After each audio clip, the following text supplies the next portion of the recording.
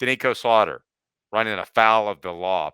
We have beaten up on Georgia players for reckless driving incidents. Tennessee's defensive back gets charged with reckless driving about 5 hours after the Georgia game.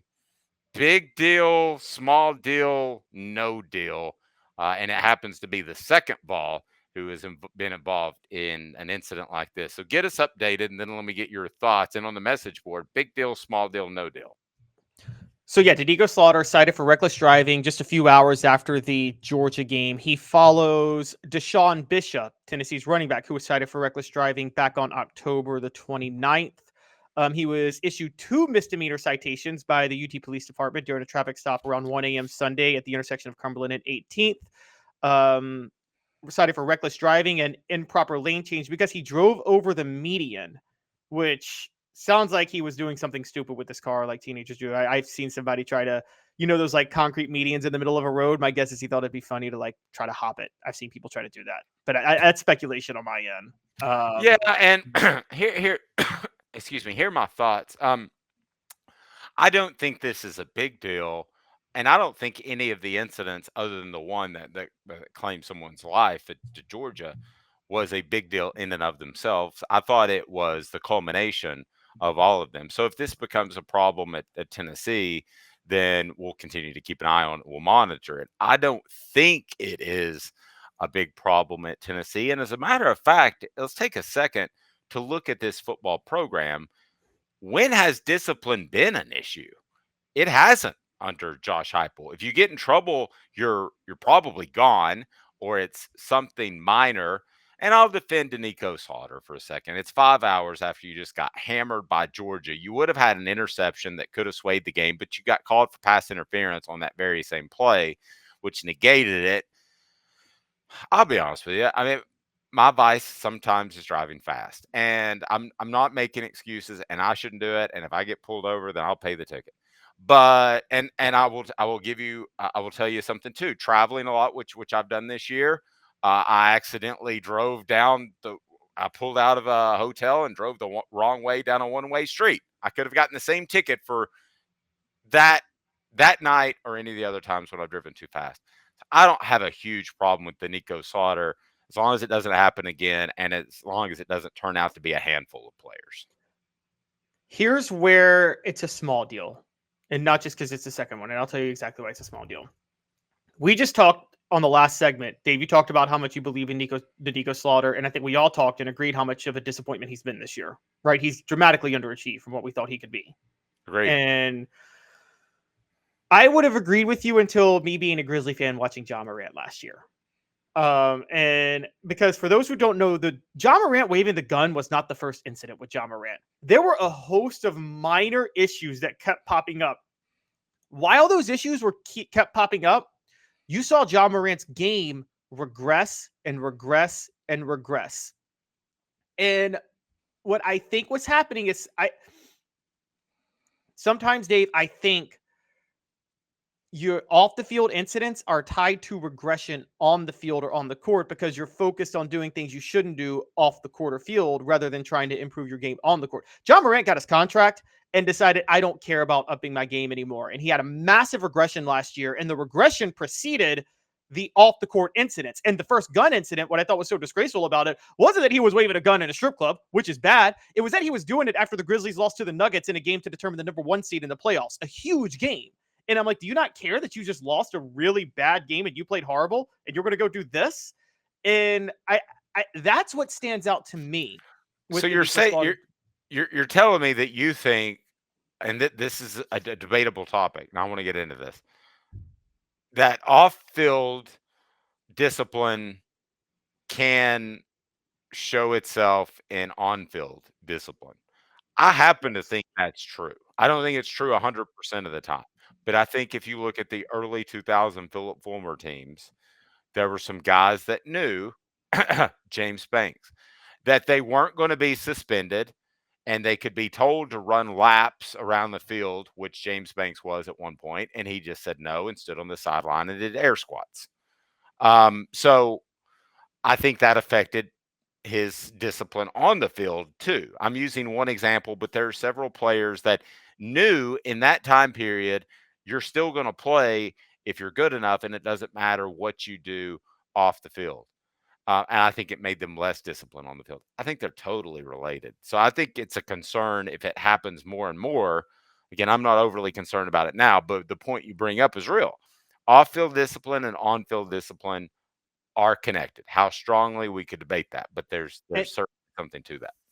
oh, exactly. And I mean, now to be fair, a James Banks versus and a John Morant versus Doneiko Slaughter. Doneiko Slaughter is not a big star, but what happens is a lot of times if you do this to somebody who's one of your better players, it filters down to the rest of the team, Dave, as you know. I mean, the Grizzlies now have major issues because you and I both know they should have suspended John Morant for the year of the first gun incident last year. They shouldn't have given him that 6-game suspension and fake rehab moment. Okay, And so you've got a Vanderbilt game coming up that you're going to win. Okay, you've got a Mhm. Vanderbilt game coming up that really doesn't mean much of anything except a loss would be incredibly embarrassing for the program. Do you sit Doneiko Slaughter for Yes, a half, whole game? whole game, whole game. You cannot let this because you talked about it, Dave. Once it gets out of control, you can't get it back. Look at just Now, let me ask you I, this. I want to ask you the really tough question. Okay, you're heading into the Florida game, and this happens. A game that you're going to go to Gainesville, and at the time, you were favored to win, and you probably should have won that game. Are you sitting one of your most athletic defensive backs before then? Or, and I'm not going to begrudge you if you tell me you are, or are you making a different set of rules because of the circumstances? I think you still sit him. I think I think the I'd long sit him for term. the. I'll be honest with you. I may be a bad person. I'd bench him for the first drive. Then he'd be right in there. Then he'd I be think right in there. look, there are just some long term issues that you've taught me you can't get back. Kevin Sumlin sabotaged his whole career because he didn't discipline Johnny Manziel. Kevin Sumlin was a brilliant offensive mind. He's a great offensive coach. He had a system. He would still be at Texas A&M today. But you know this, Dave. He let Johnny Manziel get away with everything under the sun because he needed him. And don't you think that that's what wrecked him at Texas A&M more than anything else? His players knew they could get away with that. Yes. And yeah, and so I don't believe. Look, let me be very clear.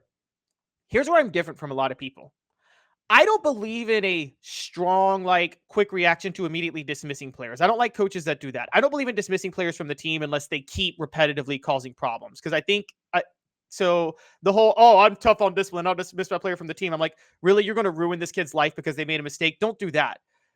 But there's a difference between not ruining a kid's life and not giving out any punishment whatsoever. Am I right? Like, I do believe in quick punishments for mistakes. I don't believe in quick dismissals from the team for mistakes.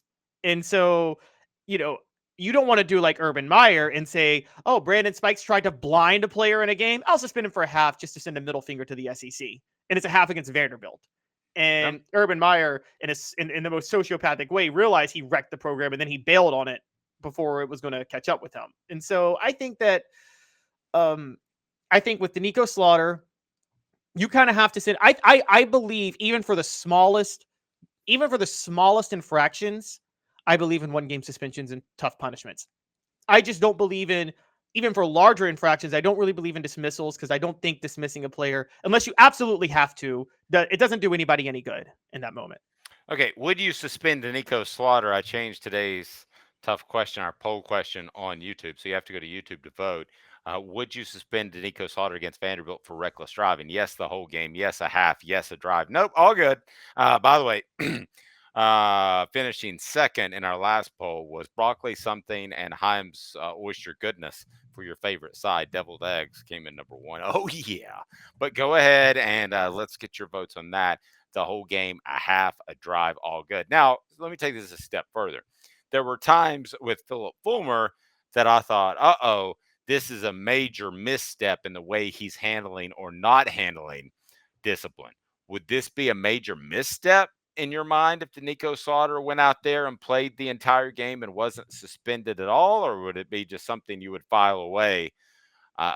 Would it be something you'd criticize Josh Heupel for after this weekend if Doneiko Slaughter goes out there and plays the whole game? Yes. I wouldn't call it a major misstep, but Josh Heupel, when he wanted to make room for Joe Milton, dismissed Kadon Salter for 2 marijuana charges. Now it was 2, but what's worse, weed or reckless driving?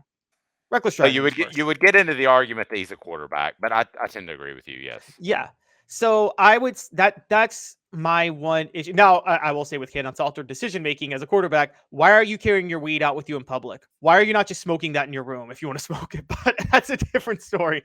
But it's a small one, but it is an issue. The Fulmer thing, I think the final straw, and I remember this distinctly. We had him on yesterday. I wish we could talk to him about this, but the first time John Adams called for Fulmer's firing was when Fulmer didn't dismiss Britton Colquitt from the team. Remember that when Britton Colquitt Right. had the DUI? And Dave, you were tight with the program. Did that send what type of message did that send that Britton Colquitt wasn't dismissed from the team after it was like his 3rd DUI, wasn't it? And he wrecked a car and he ran from the scene and like Yeah, and he was suspended for 4 games. I don't know. You're picking the toughest one because that was towards the end when everything was going pure idiotic. I mean, it was just like it was hard to fathom the cause or effect on either side of that. So, but let me ask you this: we are talking about a guy who, at the beginning of the year, we said I said had the best upside for Tennessee as far as a defensive back. We're talking about a guy that does have another year of eligibility remaining.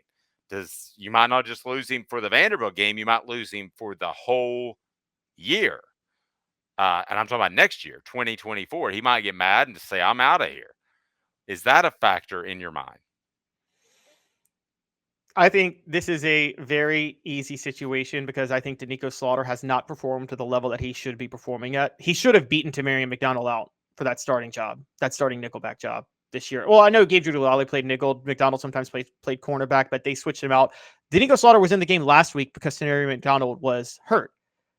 Doneiko Slaughter was significantly worse than Tamarion McDonald would have been out there. So you're being really honest, which Josh Heupel could never come out and say this. You're saying I am suspending Doneiko Slaughter, knowing that he might bolt in 2024. But if he were Deion Sanders, I would not suspend him for Vanderbilt. I'm saying this is. Oh, look at him! Wait, hear me out. That's where I stand. That's where I stand. Well, but Dave, they're connected.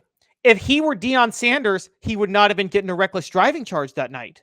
That's where I'm coming from. I think off-field discipline, lack of discipline, creeps into your performance on the field and how well or poorly you play. James Banks was an anomaly. I mean, he was lazy, but he switched to receiver and was Tennessee's best receiver in 2003 because he was just the most freakishly athletic god, I think. Like, he had godlike athleticism. If he had any sort of a work ethic, he might still be in the NFL today, wouldn't he? I mean, I'd have to count up the years, but he was one of the probably 3 most talented, just raw athletic ability the guys that I covered. Papa J says suspend Herring for not playing his gap. Y'all leave Herring alone. It's not his fault. He's stuck in a position that he's not naturally meant to play. No, that's true. He needs to be playing defensive end. But I'll tell you what, he might want a suspension because it seemed like all he was doing was running around chasing Georgia players last week. He might be tired. Hit the like and subscribe button. Go ahead and vote on our poll question. Would you suspend Doneiko Slaughter against Vanderbilt for reckless driving? 43% are with you. They say yes the whole game. And then a couple people saying yes a half, yes a drive. 29% say nope. We're all good. All right. That's the way you want to run your... I got to say, I agree with Travis. Look, yes, it's easy. Sometimes you set an example when it's easier to set an example. He hasn't been that good this year when you're playing Vanderbilt. I mean, you can, now look, it's funny. I brought up the Rick Barnes thing. There is a level of this. Rick Barnes has the philosophy, and I think it does work. Sometimes you got to come down on your best player just to send a message that if he can come down on him, he'll come down on you. Bobby Knight, have you ever heard a story about coaching the Olympic team in '84 when Michael Jordan that played like the most perfect game possible, and Bobby Knight's like, I had to figure out a way to come down on Michael at halftime so all the other players wouldn't get relaxed. And so he went in and he's like, hey, Michael, you're not setting enough screens. And so yeah, okay, well, let me ask you this. What if Doneiko Slaughter comes to you and he says, hype, as the players call Josh Heupel, I made a mistake. It is an honest mistake, and I would really like to right the ship. I would like to play this week. I would like to play in the bowl game. I'm not going to opt out for the NFL, and I'm coming back in 2024. Can we put this behind us? Is there a way he's not going to specifically ask, but is there a way he could talk his way out of this? And it's brought to you by Herald Group Security Solutions, leadership, experience, specialization, addressing problems through unique mission-specific mitigation techniques, making your children safer one school at a time, workplace too. Go to heraldgrp.com to learn more. Highly trained former servicemen and women that are highly trained in protecting your workspace or your children's school. Herald Group Security Solutions. So if he came to you and said that, hat in hand, would that change your view of suspending him for Vanderbilt? I'd sit him down. I'd say Doneiko or Nico if you go by that. I don't know. I don't know what people call him. I don't know The if he has a big nickname. Neek, I think, is what he likes. Neek. Big Neek. Okay. I don't. I would say we can put this behind us. You sit on that bench against Vanderbilt and show me you can support your teammates. And then you focus on improving because you didn't play to the level you need to this year. And if you focus on reaching your potential after this, I can play you in the bowl game, and there's no way you'll lose a starting job next year as a senior, as a senior with another year of eligibility.